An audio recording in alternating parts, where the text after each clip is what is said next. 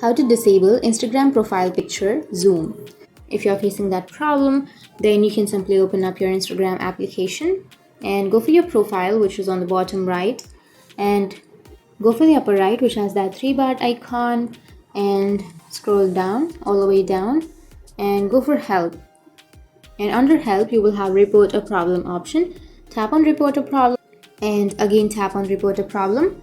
And here you can include, or you can simply go for don't include, and it will take you to this feedback page, right? So under this page, you present your question, like, I want to disable the Instagram profile picture zoom. I'm facing a lot of problem with that feature.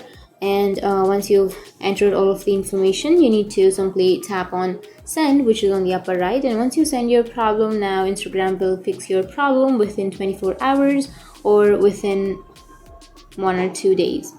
So that's how you can disable your Instagram profile picture zoom. It's the only way. And if you have any questions, feel free to comment below. Thanks for watching.